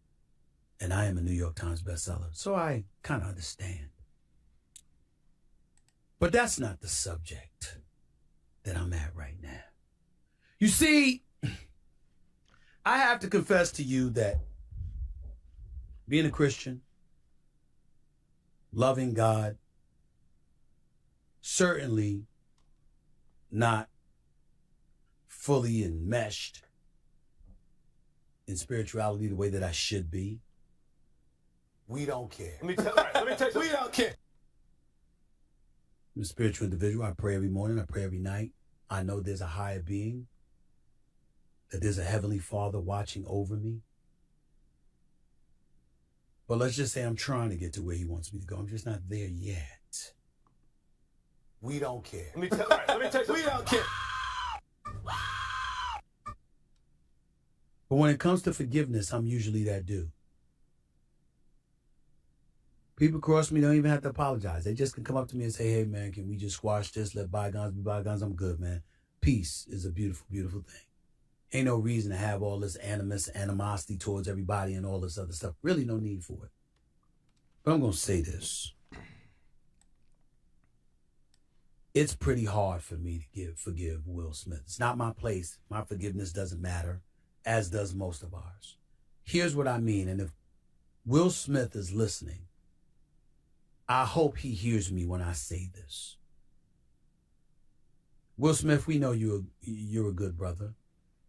Your body of work speaks for itself, not just as an actor, an artist, etc., but as a humanitarian. Your heart's in the right place. We know that. And to engage in condemnation about Will Smith as a person into perpetuity would be wrong and cruel. But what I think you have to respect, Will Smith, is that it's pretty hard for any black man, any black person, but especially any black man. And I'm not saying that white folks shouldn't be appalled either, like Jim Carrey spoke out against them along with various others. And I agree with Jim Carrey. I might have had him arrested. I wouldn't have had him arrested. I would have tried to whip his ass. But somebody else, I can understand how they would have wanted to have him arrested. They definitely would have sued him for hundreds of millions of dollars. I get that. I don't know if I buy that from Stephen A. Stop the cap. I don't know if Stephen A. you would try to fight Will back. I don't know. Though I guess he would try to defend himself. I don't think he'd win, but I guess he would try to defend himself. Personally, I would have tried to handle it differently, just in terms of an initial instantaneous reaction. But I would say this. Will Smith, you slapped a black man on national television. A man that's 50, 60 pounds lighter than you. I don't believe you would have done that to 50 Cent. Hell nah. I don't believe you would have done that to Michael J. White. Hell nah. I don't believe you would have done that to Snoop Dogg. Nah, he still wouldn't have done that to Snoop. I don't believe you would have done that to Dwayne Rock Johnson, and I don't believe you would have done it to anyone white. Now that part is telling. He would have definitely not done that to The Rock. Hell nah. Hell no! Trash ass nigga. But to say that he would not do it to anyone white, I don't think we have to even think about that. I don't think he would have ever did that to anybody white, and that's an issue too, because we look at each other like we can harm each other. Black men all the time, we look at each other like, yeah, we can just do whatever the fuck we want to this nigga. That's the way we think sometimes, and it's a problem. It's definitely a problem. I don't believe it. You did it to him. And let's analyze for a second the damage that Will Smith did to himself and to his name. How about the fact that Will Packer was the first black man to produce the Oscars, the Academy Awards? And that was the moment we all walked away with. As tremendous of a job as he did, you stole that moment from him. You stole that moment from him. How about you stole it or you compromised the great Antoine Fuqua? He did direct and produce Emancipation. I believe we'd been back up on that stage celebrating Will Smith potentially winning back-to-back Oscars. Man, the fake hustle from everybody in the Oscars, everybody in the crowd. They gave this man a standing ovation when he won his award. They let him have a whole speech right after he slapped the dog shit out of Chris Rock. So everybody there was faking the funk. That was virtue signaling at its finest. Oh, the people, the public are going to think away, so we're going to have to definitely banish him for 10 years and act like we were all so appalled and sickened. But we continued the awards ceremony. They spoke to Will Smith after, consoled him, and allowed him to have the speech. So it's all just faking the funk. All just faking the funk. I don't want to hear nothing from these Hollywood folks acting like they're better than anybody else. Crying to me, and I'm not having that. For his performance in Emancipation. Because he was tremendous in that. But we couldn't celebrate him. Because fools in Hollywood stood up and gave him a standing ovation when he finally was rewarded with the Oscars minutes after slapping Chris Rock on national television. And to sit up there and say you reached out to Chris Rock and when he's ready to talk, come on, bro. It requires more due diligence than that. It really, really does. But having said all of that, let me tell y'all what Will Smith does not deserve. He does not deserve what Jada Pinkett Smith has done to him. Now, what Jada Pinkett Smith has done to him and continues to do to him is unbecoming of a wife, and it is disrespectful. But guess what? You keep holding on to something broken, it's going to eventually break you. It's going to break you. So that's the problem with Will. He's holding on to something broken, something that doesn't quite love him. They're holding on to this ideal of marriage, endure, never break it up, regardless of whatever the hell is happening, even if she made you a cuck, made you a beta, made you whatever type of incendiary word that you want to describe yourself as, or the way the public views Will Smith as. He refuses to break up. He refuses to divorce. So he is deserving of this. It's when we look at toxic relationships, sometimes one party may be the more toxic party, but the other person involved that's basically enabling their behavior is just as culpable, just as accountable for the outcome of the relationship. So that might be toxic behavior. You got to get out of there. And if you don't, then hey, you deserve it because you signed up for it. Now, I know people very, very close to Jada Pinkett Smith. And I am not going to utter a disrespectful word about her. That's not where I'm going. And this is the thing. When I say stuff like that, it's different, and different circumstances will bring different results from these toxic relationships. A lot of people that aren't in the best financial situations to leave a toxic relationship and they're being abused because they're in a codependent relationship. Some people will hear that and feel like, oh, that's so disheartening for somebody to just gaslight your experience like that. They could just leave. It's not that easy. But when we're speaking specifically about this scenario, Will Smith, Jada Pinkett Smith. There's nothing holding y'all back together. Your kids are grown. Y'all are multi-millionaires. Cheaper to keep her. We don't give a shit about nothing. We don't care about that cheaper to keep her shit. People are talking about, somebody made a point combating when I said it wouldn't make a dent. Yeah, it would make a dent, theoretically. Because, yeah, half of your money is half of your money. Regardless of how much money you have, it's going to make a dent. But really and truly, Crying to me, and I'm not having that. really and truly, you're not going to be crying about that type of money. If it's worth your respect and your nuts, do you want your nuts back, Will? Pause. It's deeper than that. There are a few questions that Jada Pinkett Smith deserves to be asked to her. Where's your compassion? Where's your decency? Where is your respect for a man you still acknowledge is your husband? Now, he's right about that. And this is the problem with Jada, and this is where she has to be accountable for her own results. Because the way she treated Will in her relationship, the same way she keeps hanging on to Tupac to the point where she's fabricating tales to try to make their relationship even bigger than it was, or more close than it was. People are going to remember this thing. Like this, for her future options, if she wants any future options, she's going to have to live with this. Her decisions, the way people view her. They're going to be like, if you did this to Will, what the hell are you going to do to the next guy, if there's a next guy? You seen what happened to August Alsina. He turned out. She turned his ass out. This nigga went full. Ladies and gentlemen, this is game. He went full zest mode after dealing with Jada Pinkett Smith. So he was damaged emotionally.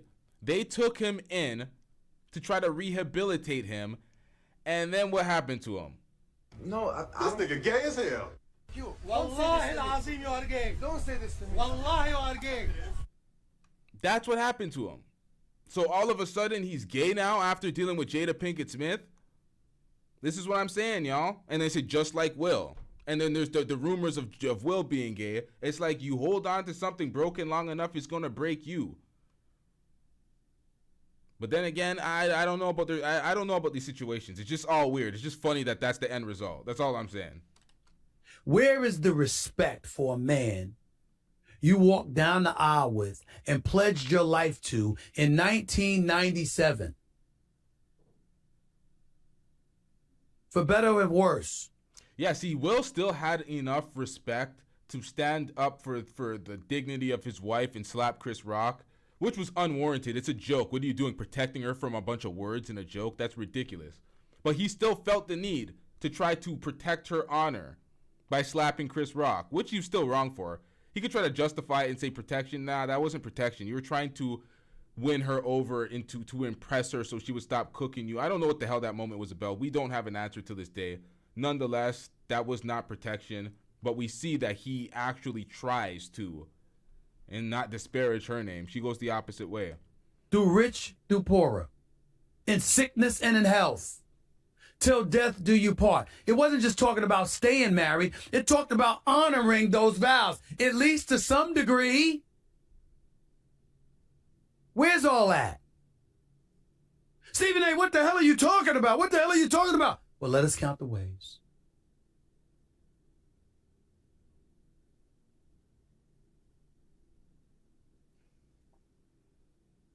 Jada Pinkett Smith.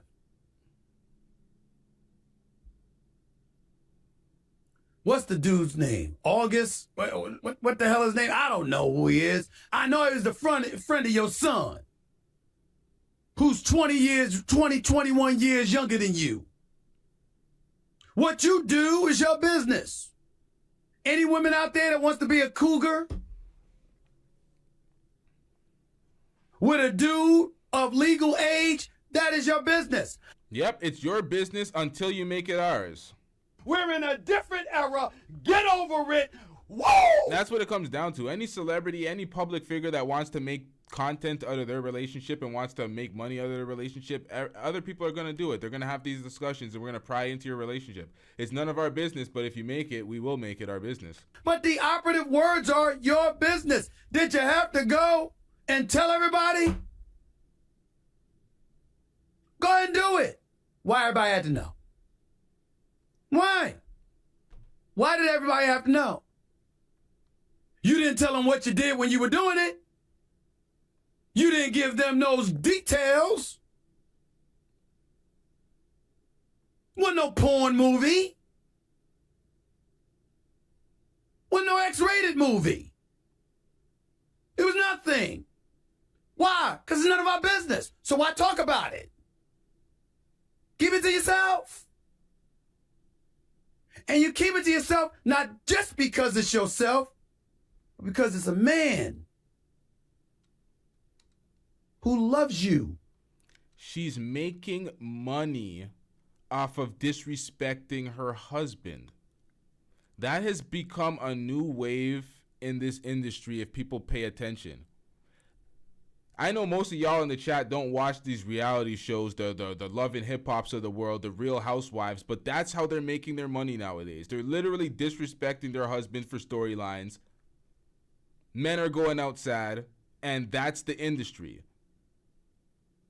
And this is what happens when we bring these conversations to the internet. People are like, oh my God, this is reflective of reality. It's like, nah, that's the industry. That's what they're propagating. That's what they want reality to start adapting. Because y'all know about TV programming. They want folks to adapt this shit. So they want folks to adapt the ideology like it's already taking place based off of what the shit we're seeing in social media and in reality television. So this is, we already know where this is going. Who married you? He deserved that? Seriously, he deserved that? Somebody got to say it to Jada, plain and simple. Go to the Torah, go to the Bible, go to the Holy Quran, pick whatever you want. Let's talk about the role of a wife. At least from the perspective of just sparing him. I'm not getting into right and wrong. It's none of my business. I don't know about them, man. I don't want to know. This is what I'm talking about.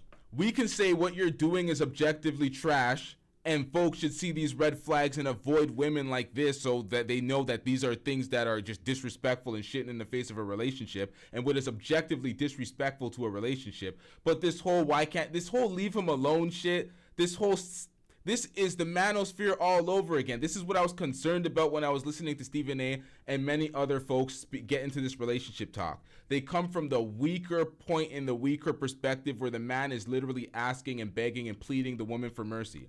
The woman that's leading his punk ass, he has to ask her and plead and beg for her for mercy because she is dominating him, essentially.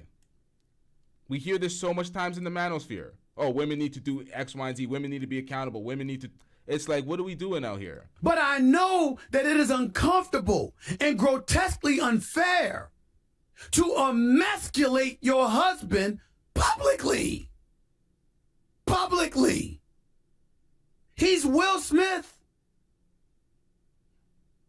How much smaller do you want to make him? How much? He deserve that? Will Smith, I'm not disrespecting your wife.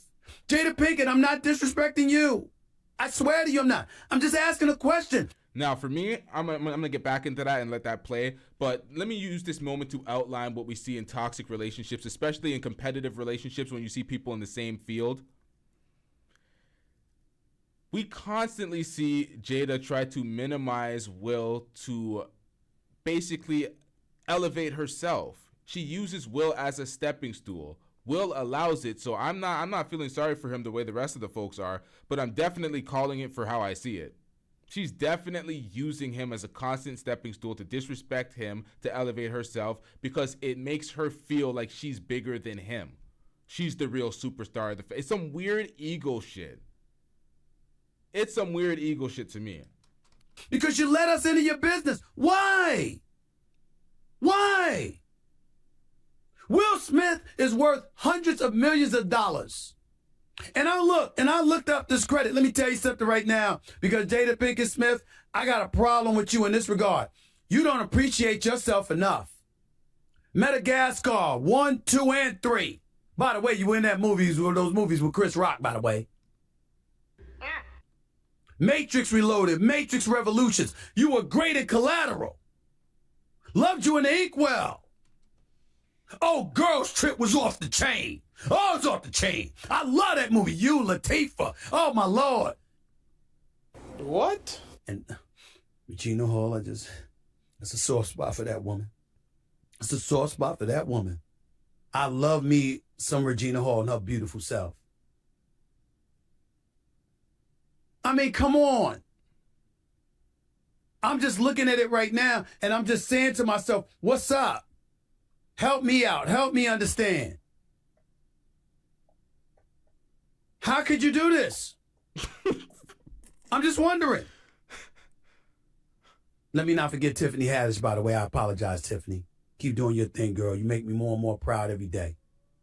And by the way, when I met you years ago, I'm sorry if I was a bit, distant or whatever, but we don't care. Let me tell you, we don't care.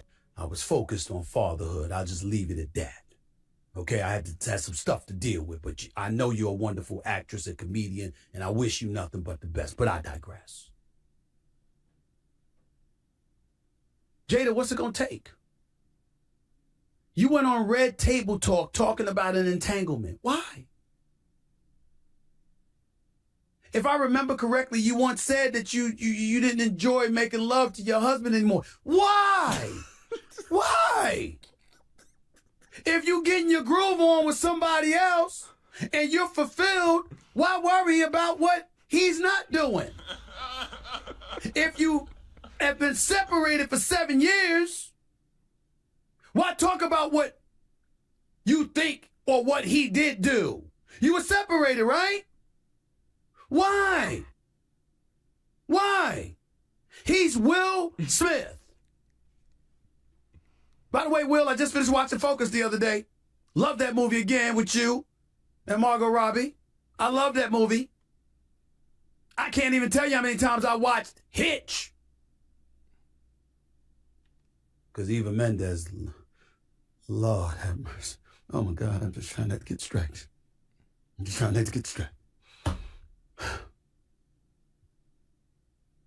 I'm just looking at a whole bunch of stuff. This is Will Smith. I, Robot. I've seen it about 20 times. Bad Boys 1, 2, and 3. Loved 1 and 2, a little bit more than 3, but loved all 3 of them, but more 1 and 2 especially. This is a superstar. An iconic figure in Hollywood. A box office attraction. But you ain't no slouch, Jada. You can act, you're gifted, you're intelligent, you're smart. We know what you bring to the table. You were fabulous in Girls Trip. My favorite scene was when you and Tiff were going up against the other sorority girls and jamming the way y'all were jamming in the club. Go ahead, girl. We got love for you. At least we once did. Because as a man, ladies, let Stephen A. break it down to you. I know I'm not married and all this other stuff. It's because I don't want to be yet, damn it. I don't want to be yet. I'm getting there. One day. Maybe sooner than later. Maybe not. Don't know. We'll see. But women ain't no problem. I'm fine. Stop. We don't care. Let me tell you, we don't care. Worrying about what other people's status is and listen to wisdom when it's being dropped on you. You cannot emasculate your man and think things are going to work out. Not only are they not going to work out with him, but if you do it publicly, it's going to send a message to every man, that's what she would do to me. That's what I said. So I'm like, when you see these type of things, don't go crying about it. Just take your notes and be like, yeah, that's listed. Red flag, red flag, red flag. Why would you do that? You want to mess with some dude that's your son's friend, as trifling as that may seem in people's eyes, that's your damn business. You want to break up with your husband and all of this stuff, that's your business. But this public emasculation needs to stop. It will stop when Will has enough respect for Will to say, fuck this, we getting a divorce. That's facts, August. They just need to break up. I don't want to hear no excuses. I don't want to hear nothing. I don't want to hear, oh, the marriage, we want to keep it together, the promise, all that fuckery. No, I don't want to hear that. Because it just gives her the validity to speak shit about Will while having that last name, Jada Pinkett Smith. And everybody feeds into it, and now we're reacting to it for the 7th time, and it's just headlines everywhere. Jada, all you're doing is elevating the level of vitriol coming your way. Because it don't matter what you say. There's nothing you can say to a man to justify what you have done to Will Smith. Nothing. Now, Will come to your defense, as he should. He's your husband, and he loves you dearly. And it's not for me to judge anything about y'all life, y'all private life, but I damn sure could judge him for slapping Chris Rock. I damn sure could say he lucky. Nope, the entire world, the entire viewing public could judge their private life that they made public. Once you make something public and you put it on the forefront and you use it to facilitate an earning, so every time you pop up, you use your relationship to try to facilitate a new bag. Yeah, we're going to talk about it. We're going to judge it because we don't give a fuck. We're going to do that shit. And you're going to live with it because you wanted to make a revenue off of your problems in your relationship. I said this when I did the Bobby Lee breakdowns. Bobby Lee and Kalila, I'm like, hey, y'all want to make your relationship content? We're going to make content out of your relationship. It is what it is. He wasn't just roaming the streets after that ordeal transpired. Because I'm here to tell you right now, there was brothers everywhere that wanted to get their hands on Will because it was so disrespectful. You wouldn't have done that to Ricky Gervais. You wouldn't have done that to Bill Maher. You wouldn't have done that to a lot of these cats. We know it. You know better. But even then, we can't help but rewind the clock to the greatness that Will Smith has put on display for decades and the contribution he has made to our community with his greatness in Hollywood. I met Will Smith when the movie Concussions was coming out. It's the only time I ever interviewed him. It was an honor. And I'm thankful for all that he has done. I'm not throwing any shade or disrespect on him whatsoever. But he was wrong to do what he did to Chris Rock, period. And you shouldn't rest. You shouldn't have a sleepless night until you get face to face with that man and apologize to him. Now, Chris Rock doesn't tell me everything. I am personal friends with Chris Rock, and I'm telling you, he ain't never told me Will Smith did that. Maybe he did, maybe he didn't. I don't know, because I ain't asked. But he was wrong. And if there was ever a moment in time where Will Smith deserved his ass kicked, it was that night.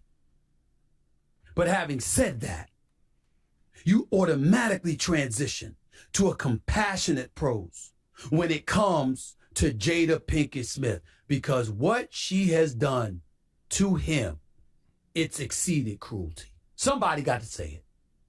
I mean, damn. Come on, Jada. This is wrong. You can't do this.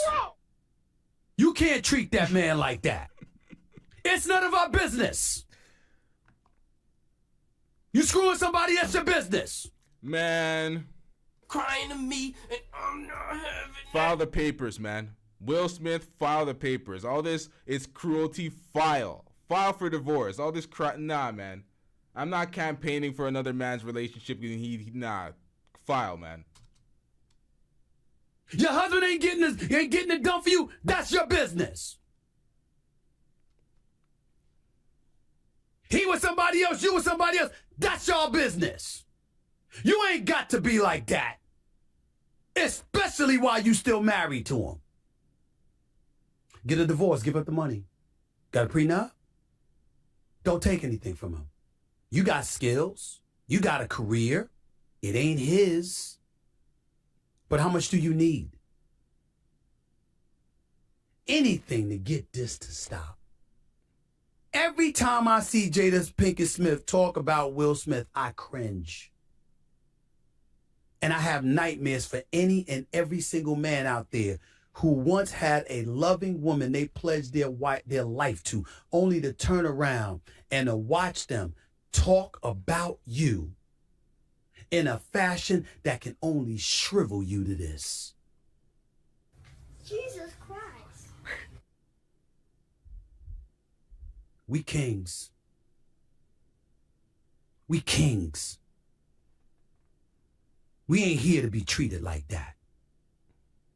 You're queens and you shouldn't be treated like that either, and I get that. And there's a responsibility that comes along with marriage and marital value. Man, when I hear the kings and queens talk, Man, sit your dumb ass down. I can't stand this talk, man. I can't stand it, but let's get it. And I understand. But even when they're not honored, even when they fall apart, that's supposed to be for you to handle privately. Tell me anywhere, biblically, scripture-wise, in any scripture, where it encourages you to publicize your personal business for profit when it negatively affects your spouse. As my man Joe... That's the industry nowadays. That is the industry. That's the industry play now. Negatively affect your spouse, shit on them, pull what Donovan Sharp did to Devin, do what Remy did to Papoose, do what Jada's doing to Will for some clout, Blueface and Krishan for some clout. Madison says, I'm a put it where the goats can get it. Jada Pinkett Smith, that's fucked up. Seriously. As my man Joe Madison says, I'm a put it where the goats can get it. Jada Pinkett Smith, that's fucked up. Seriously. Seriously. You should stop. Because every time you do that, it instills a level of fear in men that makes them think, what if my woman does that? What if I get married and my wife turns on me and she does that? I've watched Red Tape. Now, see, this is the thing. If you're a guy that's out there and you're like, shout out to John. John says he's a fuck nigga. We'll use John as an example. If you're a fuck nigga and you're out there and you're doing all this fuck shit, you know that wives do this because you probably fucked a wife or two. You probably had a work wife that you were porking. You probably, you know what I mean? So you probably know. So you, in the back of your mind, you're like, okay, if you're doing this, what is your wife doing? Type shit. Shout out to John. I'm not saying John's doing that type of activity. I'm just saying, as a fuck nigga, that's what fuck niggas do. They think like that because they know they're out there like that. People talk on many occasions for years. You've empowered women. You've inspired women. Facts, Taylor. That's what DJ Envy's wife did to him as well. Her 21-day vacation, she was not getting orgasms in 11 years of their sex. So everybody, this is what they do nowadays. They clown their spouse for some clout. Talked about deep subjects that were a contributing force to women that helped make them better and make us better as men because it gave us a greater understanding of what you women go through. You're throwing all of that away because all we see now is a woman who seems hell-bent on sabotaging, excoriating, and emasculating her man while she's making money off of it. Keep it up, and some people gonna sit up there and say, you ain't staying with him because you don't want to get divorced because of a promise. You stand with him because as long as your last name is Smith, as in Mrs. Will Smith, that's how you get paid. Yup. That's what I've been saying. I'm not saying that's the truth. I'm saying that's the perception. It is the truth at this point. I'm leaving here with something. You know what I mean? I'm from around the way. I'm leaving with something. And you can't get mad at perceptions at this moment in time. When you allow the perceptions to be put out there about Will Smith. A lot of us stopped being a fan of Will Smith, at least momentarily, because of what he did. But we'll get over it because he's too phenomenal and too great, and we love him. We just hate what he did. But that was a one-time incident with him. You've been doing this to him for years.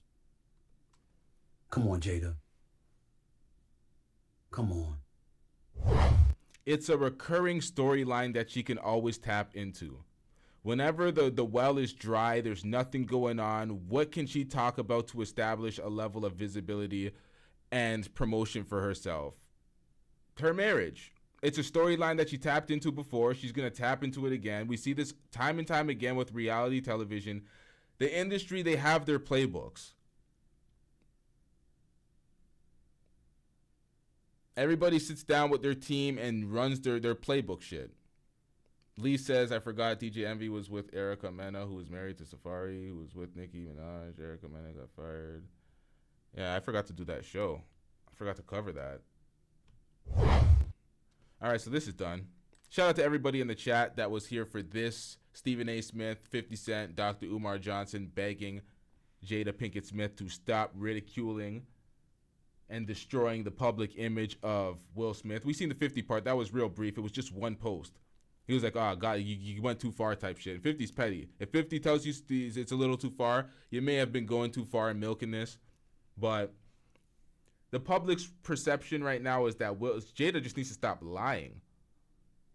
I'm pretty sure folks have moved on from this Will stuff and they're more focused on the lies that she's putting out about Tupac and their relationship. Seeing him in Rikers Island, all this marriage proposal shit when he got married to another woman. It's like, it's looking real funny in the light. Nobody's, Brina missed the 50 part. The 50 part was real brief. He didn't say nothing. It was just a post. It was a post. This was in the beginning. What was this? Yeah. It was the sold crack as a teenager. That set me off too. I was like, what are you talking about, you sold crack? What? Who was on crack? So 50 said, all right, enough is enough. Free Will Smith. What the fuck is going on? Then he promoted his Branson cognac. And yeah, and that was it. One quick post. And when we covered that crack shit, it was like, come on, what is this? Like, how you trying to convince people you were this crack dealer trying to be this was another video. Oh yeah, we had two videos. I think this kind of romanticized idea. These lies and this one when she got exposed by this lady. Shout out to her. I don't know her name. This lady right here. Was it Jess? What does it say? Is the daughter of... Hold on. Jess the prequel does Miami. Okay. Where is the crack fabrications? Oh, no, that wasn't a picture. All right, we covered that already. Y'all got to find that. We got to make chapters for this or something. This is an O'Shea Duke Jackson video covering the fact that she lied about the Chris Rock thing, but we're wrapping this one up. We covered a lot here. Shout out to everybody in the chat. Shout out to everybody that supported and hit the like button.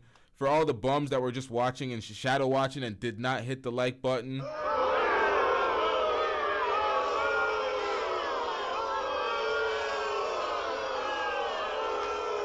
Yep. Ghost watchers, fuck y'all. Yeah, okay, Dave. Hold on, like. We ain't fucking with you, Ghost watchers. Hit that like button. Shout out to everybody that supports. Shout out to all the members. Shout out to all the mods. We got a lot on the way, y'all. A lot to cover, a lot to break down. Lee says 50 Cent is all over Puffy, getting him in trouble. Yeah, 50's on some shit, man. 50's like, He did that shit. Guilty as fuck. And they're putting that pressure on Brother Love. Pause. But I don't think Diddy's gonna get convicted for none of this shit. I think it's just 50 fucking with him, because 50 always been fucking with 50. He's always fucking with Diddy. He's always trying to put his knee on. I shouldn't say it like that. He's trying to put his foot on Diddy's neck constantly, so it is what it is. 50 be getting in this Kaido mode. So, that shit's expected. Shout out to everybody in the chat. We out. We wrapping this one up. Yeah.